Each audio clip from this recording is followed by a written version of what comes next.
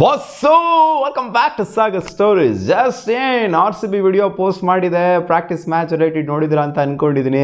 ಎಲ್ಲ ಟೀಮ್ಗಳು ಪ್ರಾಕ್ಟೀಸ್ ಸೆಷನ್ಗಳು ಮಾತ್ರ ಅಲ್ಲ, ಪ್ರಾಕ್ಟೀಸ್ ಮ್ಯಾಚೇ ನಡೆಸ್ತಾವ್ರೆ. ಇನ್ನು ನಮ್ಮ RCB ಏನು ಗುರು ಇನ್ನೂ ಏನೋ ಮಾಡ್ತಾ ಇಲ್ವಲ್ಲ ಅಂತ ಅಂದ್ಕೊಂಡಿದ್ವಿ. ಆ್ಯಕ್ಚುಲಿ ನೆನ್ನೆ ಅಪ್ಡೇಟ್ ಬಂದಿತ್ತು RCB ಪ್ರಾಕ್ಟೀಸ್ ಮ್ಯಾಚ್ನ ಆಡ್ತಾ ಇದ್ದಾರೆ ಅಂತ. ಸೊ ಇವಾಗ ಕ್ಲಿಯರ್ ಕಟ್ಟಾಗಿ ಅಪ್ಡೇಟ್ ಈಚೆ ಕಡೆನೇ ಬಿಟ್ಬಿಟ್ಟಿದ್ದಾರೆ RCB ಅಫಿಷಿಯಲ್ ಆಗಿ ಏನೇನಾಯಿತು ಪ್ರಾಕ್ಟೀಸ್ ಮ್ಯಾಚಲ್ಲಿ ಅಂತ ಒಂದು ವಿಡಿಯೋನ ರಿಲೀಸ್ ಮಾಡಿದ್ದಾರೆ. ಹೋಪ್ಫುಲಿ ಎಲ್ಲ ನೋಡಿದ್ರ ಅಂತ ಅಂದ್ಕೊಂಡಿದ್ದೀನಿ. ಆ ಪ್ರಾಕ್ಟೀಸ್ ಮ್ಯಾಚಲ್ಲಿ ಏನೇನಾಯಿತು ಅಂತ ಎರಡು ಟೀಮಾಗಿ ಡಿವೈಡ್ ಮಾಡಿತ್ತು ನಮ್ಮ RCBನ. ಸೊ ಬೇಸಿಕಲಿ ಬಂದ್ಬಿಟ್ಟು ದಿನೇಶ್ ಕಾರ್ತಿಕ್ ಅವರು ಹೇಳ್ತಾರೆ ಈ ಪ್ರಾಕ್ಟೀಸ್ ಮ್ಯಾಚ್ನ ಉದ್ದೇಶ ಏನು ಅಂತಂದರೆ, ಸೊ ಒಬ್ಬ ಪ್ಲೇಯರು ಅಂದರೆ ಕಂಪ್ಲೀಟಾಗಿ ಟೀಮ್ನ ಇಂಟಿಗ್ರೇಟ್ ಮಾಡಬೇಕು ಅನ್ನೋದೊಂದಾಯಿತು, ಅಂದರೆ ಸ್ಕ್ವಾಡ್ನ ಇಂಟಿಗ್ರೇಟ್ ಮಾಡಬೇಕು ಅನ್ನೋದೊಂದಾಯಿತು ಅಂತಂದರೆ, ಒಂದು ಮ್ಯಾಚಲ್ಲಿ ಆಡಬೇಕು ಅನ್ನೋದೊಂದಾಯಿತು ಅಂತಂದರೆ, ಈ ಕಡೆಯಿಂದ ಪ್ಲೇಯರ್ಗಳು ಒಬ್ಬೊಬ್ಬ ಪ್ಲೇಯರ್ಗಳ ಥಾಟ್ ಪ್ರೊಸೆಸ್ಗಳೇನು, ಅವ್ರು ಏನು ಮಾಡೋದಕ್ಕೆ ಹೊರಟಿದ್ದಾರೆ ಆ್ಯಂಡ್ ಅವರ ಕೆಪಾಬಿಲಿಟಿ ಏನು, ಸೊ ಇದನ್ನ ನಾವು ಅರ್ಥ ಮಾಡ್ಕೊಬೇಕು. ಅದಕ್ಕೆ ಬರೀ ಪ್ರಾಕ್ಟೀಸಲ್ಲಿ ಅಂದರೆ ನೆಟ್ಸಲ್ಲಿ ಅಲ್ಲಿ ಪ್ರಾಕ್ಟೀಸ್ ಮಾಡ್ತು ಅಂದರೆ ಆಗೋದಿಲ್ಲ, ಅದು ಮ್ಯಾಚ್ ಸಿಮ್ಯುಲೇಷನ್ನೇ ಆಗಬೇಕು. ಆವಾಗಲೇ ನಮಗೆ ಅರ್ಥ ಆಗೋದು ಒಬ್ಬ ಪ್ಲೇಯರ್ನ ಕೆಪಾಸಿಟಿ ಏನು, ಅವ್ರು ಏನು ಮಾಡೋದಕ್ಕೆ ಹೊರಟಿದ್ದಾರೆ ಆ್ಯಂಡ್ ಏನಾಗಬಹುದು ಅಂತ.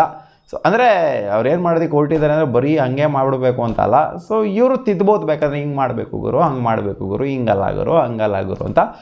ಸೊ ಅದು ಅರ್ಥ ಆಗುತ್ತೆ, ಇನ್ಫ್ಯಾಕ್ಟ್ ಕೋಚ್ಗಳಿಗೆಲ್ಲ ಅರ್ಥ ಆಗುತ್ತೆ ಅವಾಗ.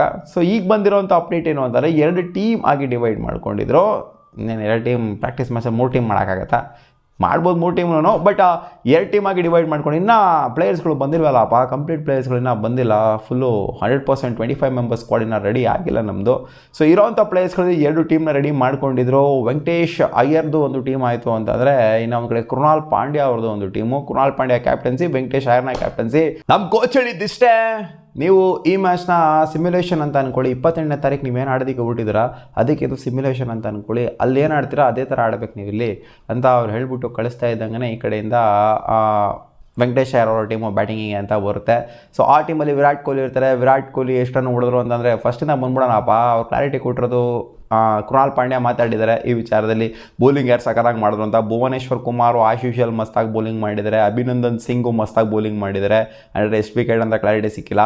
ಆ್ಯಂಡ್ ಮಂಗೇಶ್ ಯಾದವ್ ಸಖತ್ತಾಗಿ ಬೌಲಿಂಗ್ನ ಮಾಡಿದ್ದಾರೆ ಫಸ್ಟ್ ಇನ್ನಿಂಗ್ಸ್ ಅಂತ ಬಂದಾಗ ಅಂತ ಅವರು ಈ 3 ಜನದ ಬೌಲರ್ಗಳನ್ನ ಮೆನ್ಷನ್ ಮಾಡಿದ್ದಾರೆ. ಬ್ಯಾಟಿಂಗ್ ಅಂತ ಬಂದಾಗ ಫಸ್ಟ್ ಇನ್ನಿಂಗ್ಸಲ್ಲಿ ಜಿತೇಶ್ ಶರ್ಮಾ ಸೈಕಾಗಿ ಆಡಿದರೆ. 37 ಬಾಲಲ್ಲಿ 81 ರನ್ನ ಹೊಡಿತು ಅಂತಂದರೆ, ಈ ಕಡೆಯಿಂದ ಟೀಮ್ ಡೇವಿಡ್ ಅವರು 14 ಬಾಲಲ್ಲಿ 36 ರನ್ನ ಹೊಡೆದಿದ್ದಾರೆ. ವೆಂಕಟೇಶ್ ಅಯ್ಯರ್ ಅವರು 16 ಬಾಲಲ್ಲಿ 30 ರನ್ನ ಹೊಡಿತು ಅಂದರೆ, ವಿರಾಟ್ ಕೊಹ್ಲಿ ಅವರು 12 ಬಾಲಲ್ಲಿ 29 ರನ್ನ ಹೊಡೆದಿದ್ದಾರೆ. ಸೊ ಈ 4 ಜನ ಮಸ್ತಾಗಿ ಅಗ್ರೆಸಿವ್ ಆಗಿ ಬ್ಯಾಟಿಂಗ್ನ ಫಸ್ಟ್ ಇನ್ನಿಂಗ್ಸಲ್ಲಿ ಆಡಿದ್ದಾರೆ.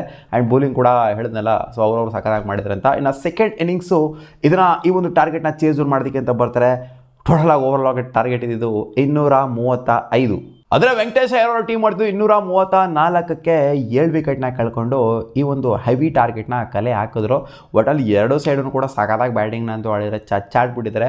ಆ್ಯಂಡ್ ಗೊತ್ತಿರೋದು ಪ್ರಾಕ್ಟೀಸ್ ಮ್ಯಾಚ್ ಅಂತ ಬಂದಾಗ ಎಲ್ಲ ಚಚ್ಚಾಡ್ತಾರೆ. ಎಲ್ಲ ಟೀಮ್ಗಳು ಕೂಡ KKR ನೋಡೋದಲ್ಲಪ್ಪ, ಅವರು ಕೂಡ 2 ಟೀಮ್ ಕೂಡ 200 ಹೊಡೆದಿದ್ದಾರೆ. ಸೊ 200 ಅನ್ನೋದು ಮಿನಿಮಮ್ ಅಷ್ಟೇನಲ್ಲಿ ಪ್ರಾಕ್ಟೀಸ್ ಮ್ಯಾಚ್ಗಳು ಅಂತ ಬಂದಾಗ.